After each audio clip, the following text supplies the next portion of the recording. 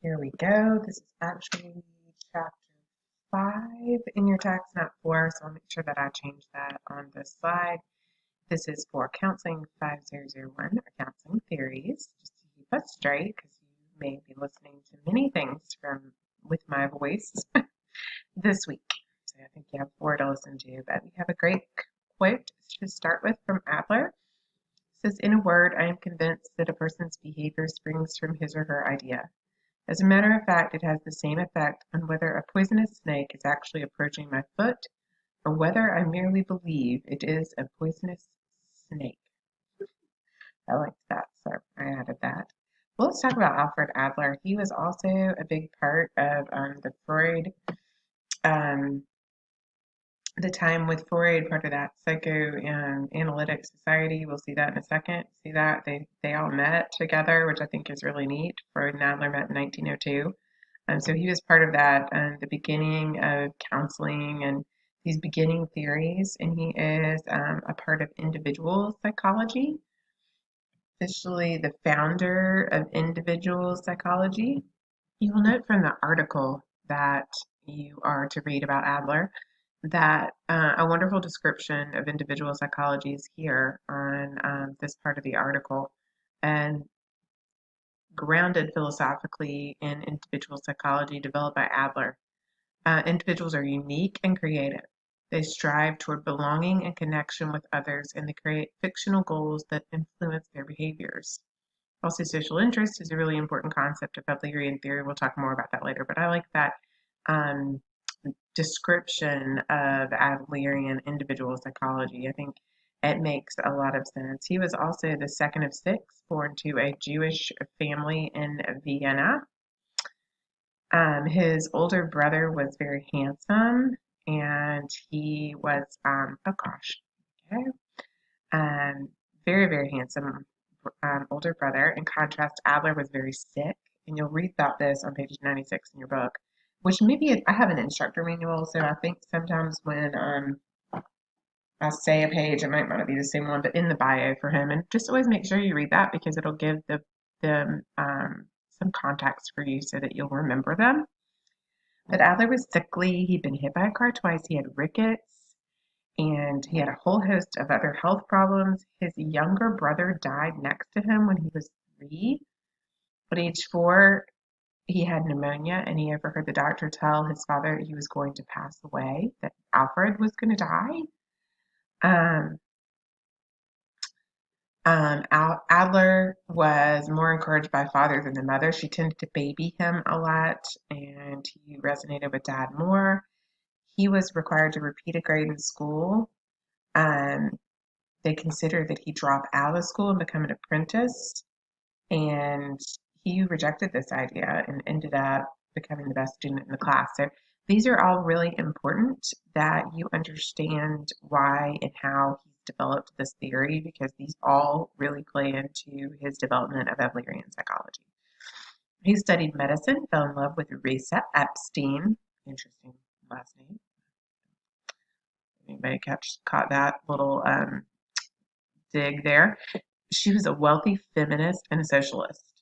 So Adler became a socialist and a feminist this early on. Really cool, huh? Individual psychology is creative and it's goal directed. People are responsible for their own fate. We create our own lifestyles. Adler really identified with compassion toward the sick and oppressed, and he believed really, really strongly in community involvement. He was also a part of this psychoanalytic society. They met on Wednesday evenings. Can you imagine what this would have been like? Freud, Jung, Adler, others, Rudolf Dreikurs. Come on, how cool would it have been to be sitting there listening to these guys? I mean, their minds are amazing to me. Um, Adler defended Freud at some point in his interpretation of dreams. So Freud invited Adler over on Wednesday evenings, and every Wednesday thereafter, and it became known as the Psychoanalytic Society. He was a member of Freud's inner circle in Vienna. Unlike Freud, who worked with women who were hysterical, Carl Jung had worked with the poor during his medical profession, with extensive work with tailors and circus performers. Instead of focusing on biological or psychological factors and influence on excessively masculine factors in women and men. Adler, he focused on the power of culture, socialization, probably influenced by his experience and with his wife. He believed women were coerced into underprivileged social and political conditions. In February 1911, Adler presented at the Vienna Psychoanalytic Society. As the president, his paper was controversial and included information on masculine protest. The society responded poorly to the paper. They began to yell and threaten to fight one another. Freud intervened and stated that only one person could run the future of the society. In society, it had to be Alfred or Freud. So basically, they voted Freud, and Adler got the boot. He got the big boot out of the organization. Find all of that very interesting. So Adler he really detoured from Freud at this point. You could see a big detour in the reading because he's a lot more relational, community focused, more he's really our social justice advocate. He's somebody who was for social justice and advocacy, and really to be frank, Adler had a lot of amazing ideas that we incorporate into all the theories today without really getting credit. Freud gets a lot of credit, and Freud did a lot, but Adler is equally as important, but he just really, you don't hear about him as much. You don't, I don't know.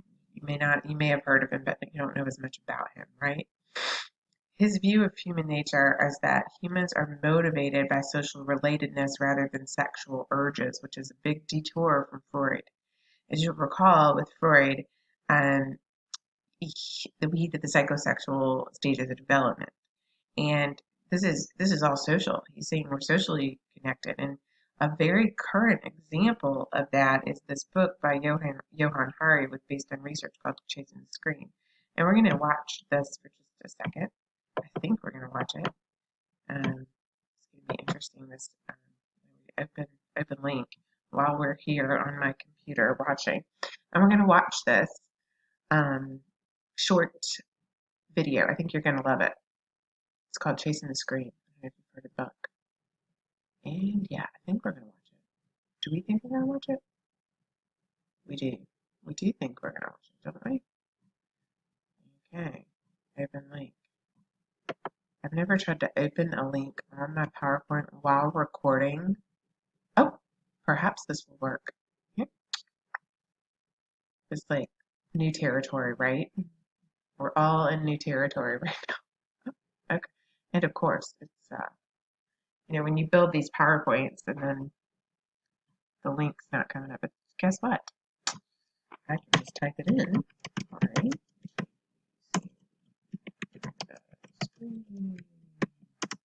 I want the TED Talk. TED Talk comes later for you. Where's my cool little video? Aha. Here it is. Love it. Love it, love it, love it, love it.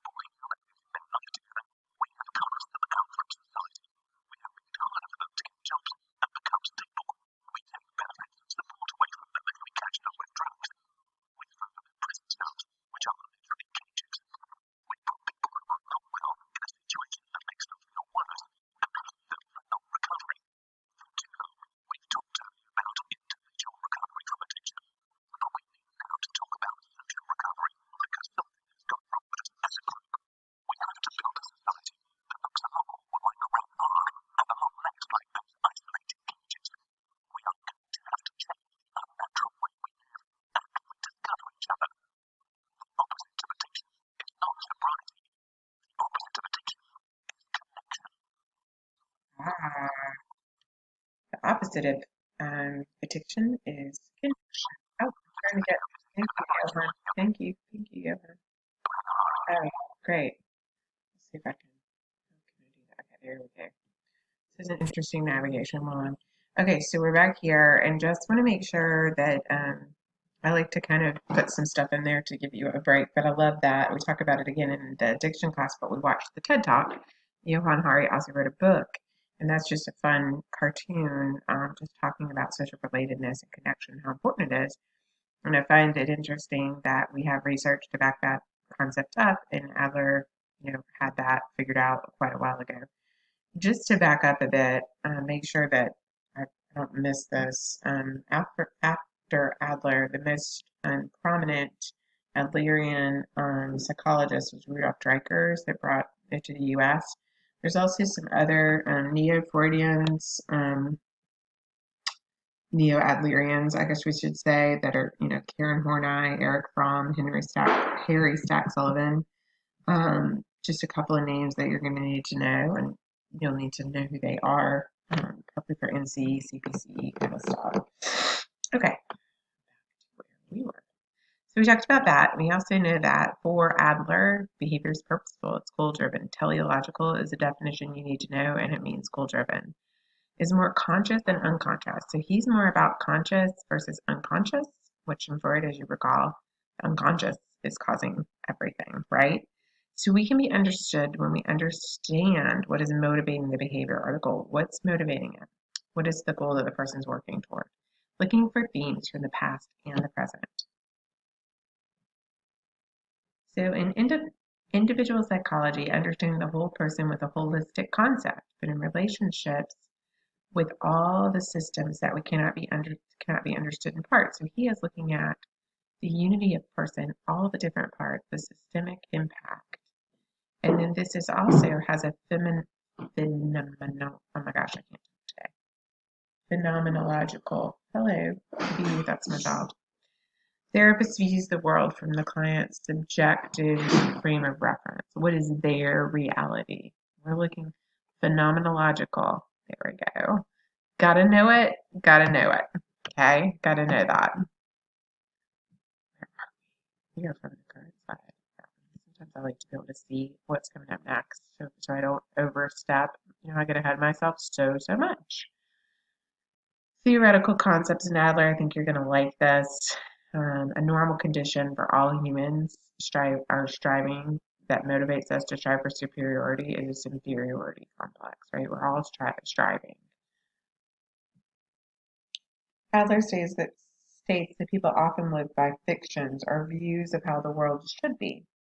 People form cognitive assumptions or fictions that serve as the map of the world. Many Adlerians use the term fictional finalism that refers to an imagined life goal that guides a person's behavior. It should be noted that Adler ceased using this term and replaced it with guiding self-ideal or goal of perfection to account for our striving towards superiority or perfection. Striving for perfection implies striving for greater competence, not only for oneself, but for the common good of others. This, I'm wondering what you're thinking about. Because of our subjective final goal, we have the creative power to choose what we will accept as truth, how we will behave, and how we will interpret events. And how do you think Adler's childhood played into the development of these theoretical ideas? Get back and think about it. Think about the brother, gorgeous brother, and he's sickly. Think about thinking that he was going to die. Really powerful stuff if you think about how the influence upon his own life impacted this theory. Striving to be superior, right? Striving for mastery. The moment we experience inferiority, we are pulled to strive for superiority. There's often social backing up of behavior that influences us to do that again and try to become masters and gain superiority. It's important to note though, back when we were talking about superiority, it doesn't mean pride. It doesn't mean that you're superior over. It just means mastery, competence, feeling good about what you're doing, validity in the life. And he talks about a lifestyle, the core beliefs and assumptions that guide our behavior in life, which are the perceptions of self, others, the world, etc. Includes the connecting themes and rules of interaction that give meaning to our actions. It is the characteristic way we think, act, feel, perceive, and live. The interpretation of those events shapes our personality. It's proactive rather than reactive. What theorist does this contrast? Well, since we've only done one, that's like not a trick question. Faulty interpretations lead to mistaken ideas. So we interpret things faulty a lot of the time based on our history and our private logical mind. Okay. Really untaping, guys. Sorry, my children are interrupting my lecture again.